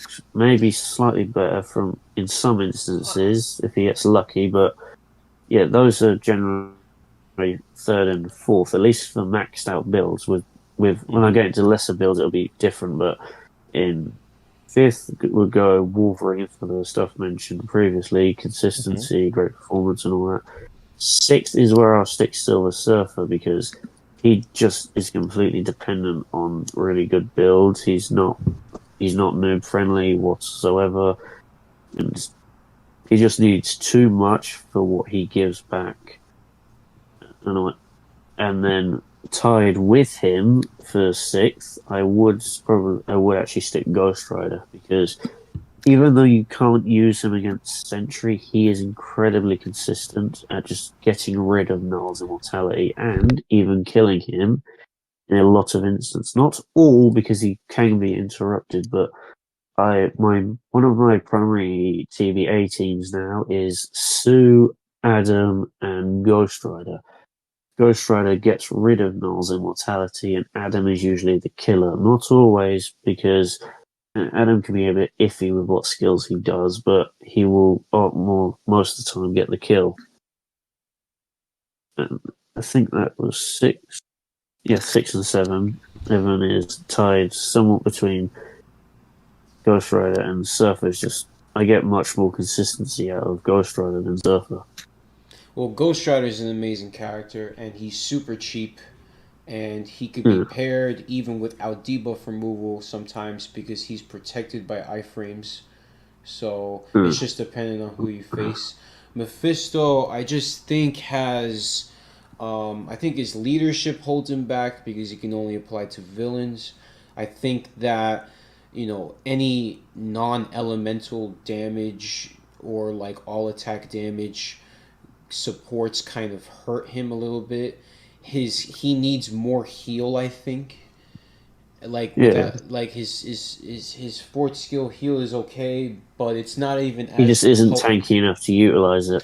I think even Jean, like it's very similar to Jean Grey's heal, but I don't even think it's Yes. as potent as Jean Grey's heal. I think Jean Grey's heal is Yeah, better. Jean's heal has always been better than Mephisto's. It's the same, but it's slightly worse. She was really good with it because she was tanky. The thing is, I think with Jean, I think if she gets hit, the heal gets stronger.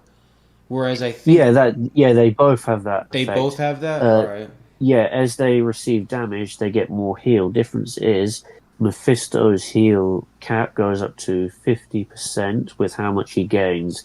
Jean goes up to 100%. Yeah. So I yeah, mean, it's. I think that Mephisto, you can make the strongest case you guys can possibly make for him. I think is top five, and like you could for example, because Silver Surfer has debuff removal, and because Adam doesn't need debuff removal, I think you can maybe make the case that specifically in PvP, not even for PvE or like hybrid, but for PvP, I think you can make the case Mephisto may be better at a full maxed out build than a Logan, because yeah, Logan is getting killed by Emma Frost tier 3 with Transcendence and fucking Sue Storm with Insight. You know what I mean? Like, yeah. there's issues with Logan, like clear issues. Yeah, and which is why I'm to reorder the 3 to 7th for a more modest to noob account tier list because it is different depending on your stats. So for this one, for third, I'm going to stick Wolverine, but tie it with Ghost Rider as they kind of do the same thing, but difference is Ghost Rider is aimed at Null and Surfer counter, while Wolverine can be stuck against anyone. Yeah, so those two will be tied for third and fourth. Fifth, uh, ooh, fifth is where I will stick Mephisto because my one with a shit build, next to nothing before I even completed his ISO set, was consistently killing my own Null, which anyone who's seen it, I've stacked both Null and Sentry. They have fairly equal build. Null having slightly better, but that's luck based. And then next I will probably stick. Yes, sixth I will stick Silver Surfer. Over Adam Warlock for that player. Actually, yeah, I would and then Adam I would stick in seventh because I bought Adam. Well, I mean, he's one of my all-time favorite Marvel characters. I bought him full price. I didn't bother waiting an extra month for discount. I bought his uniform full price. I gave the fucker 20 Odins. I've tried every CCP on him. I got his artifacts twice. They were actually my first artifacts, which was dumb luck. Yeah, I've tried so much and so many different things on him, and despite all that, I just don't think he's as good as he gets praised without a max build anymore because they nerfed Pierce, which severely wounded him. For the whales, they didn't notice any difference. But for anything less, he just wasn't working until I was losing so much trying to make him work. It wasn't until I removed him that I realized he was the issue. I feel like that's just gotten worse over time. He's just not as good as he gets some praise for. A maxed out one can arguably be top 3 no matter what, because he is seriously an issue, but anything less than perfect, he just isn't as good as he gets praise for. So I would stick 7 6 and 7 between Adam and Surfer. I'm not really going to try to say who will be better because it depends more on the mode. You can get better use out of Adam in TBA, AC, but you can get better use out of Surfer in OWB and TLB. So it's kind of 50-50 between the two for who's better on a low end account or medium. Interesting. Yeah, so the like top 5 usually consensus reached with one slot maybe being flex, and then 6th and 7th are like, yeah, Yeah. everybody has their own preferences, opinions, but they do agree that Ghost Rider definitely deserves top 7 Yep. just because how flexible he is. And one thing I want to add on the Mephisto being top 3, top 4, top 5 doesn't really matter, is that for him to be ranked at that place, you need to give him a full PvP build, which in return will mean that you're losing, quote unquote, an exceptional PvE character.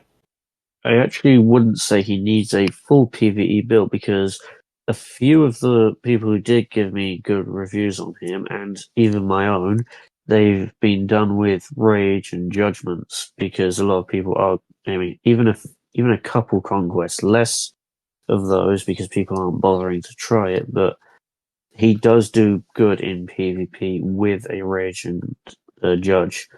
Better with Rage because it does have the super guard break immunity, but his 5 frame will last about the same time as Sentry Null's 5th, and then he will instantly do his 5th before Sentry Null attack again, often debuffing them, and then I'll swap to manual and I'll finish them off. That's what has been happening a lot.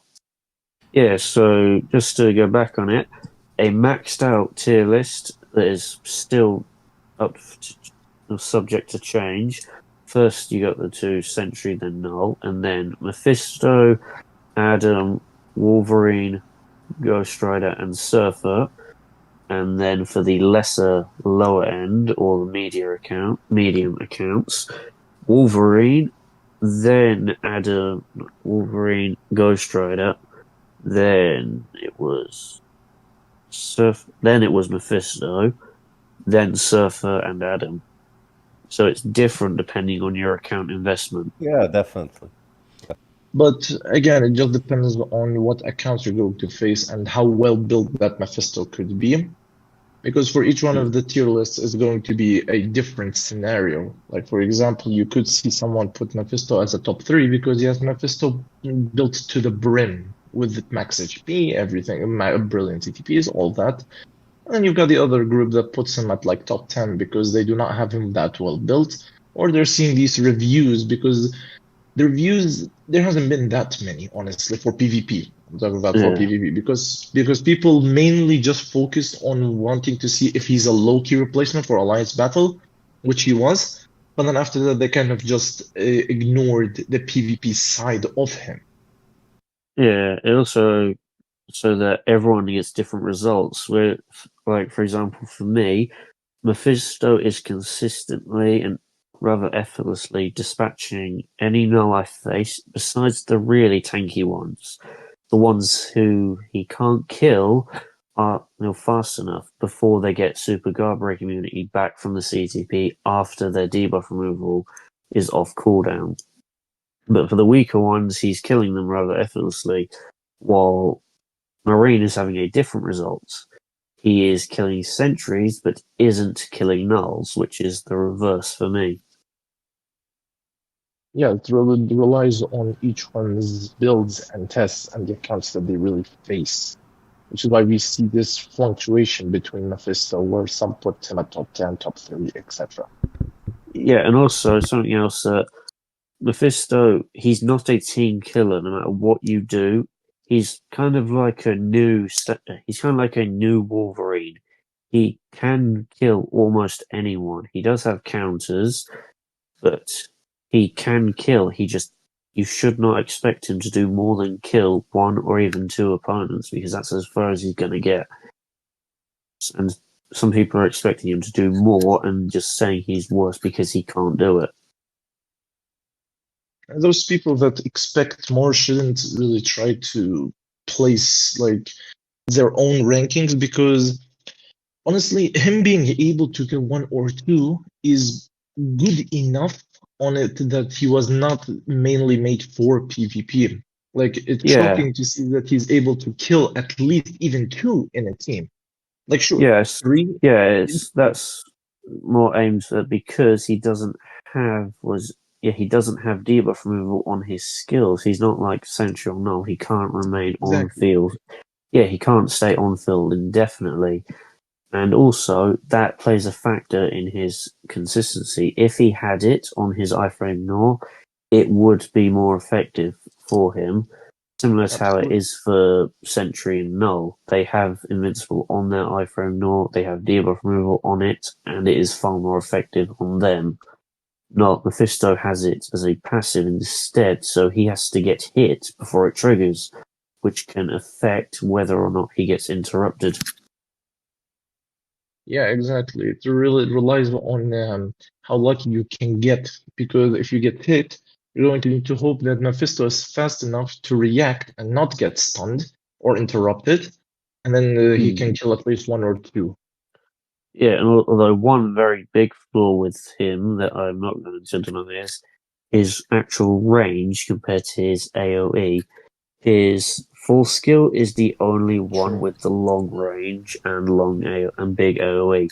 His fifth covers the entire arena timeline, but its actual damage isn't that big. It's very small in comparison.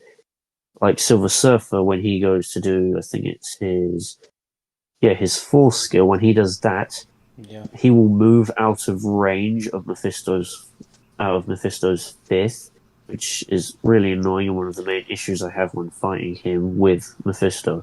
Yeah, Silver Surfer has a huge range problem too. I agree. Yeah, Yeah. it's his little animation where he spins around then moves backwards, something like that. He moves out of the range of Mephisto's fifth skill, which can be annoying as it prevents Mephisto from killing him. Yeah, which then, because Sentry does that, then your Mephisto is ultimately dead, regardless of the debuff activated or not. Yeah, evading the AoE can help the two survive and mean that Mephisto can't get the kill because his iframe ignore has double the cooldown duration of sentries and nulls and is only 1 second shorter than Surfer's. So if Surfer moves out of range, he's not going to get the kill on him. Yep, that is true. All right, guys. So this has been the Marvel Future Fight podcast. We hope you all enjoyed.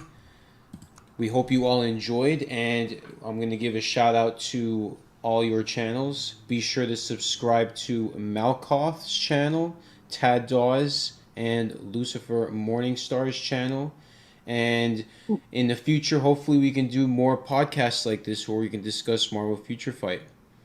This was really pleasant, and I do hope that more content creators, if people find this helpful, that more content creators will engage in similar fashion, talk about Yeah, problems and of the game and ways to improve the game, guiding players on what to do, talk about the meta, because people are maybe building characters without knowing why are they building them. So giving people proper advice is something that will hopefully make those players keep playing this game and keep the game alive. Yep, yeah, we're changing MFF culture one step at a time, guys. Thank you all for being here. yeah. Thank you very much Fun for to do. having us here. Looking Yep. forward to the next one.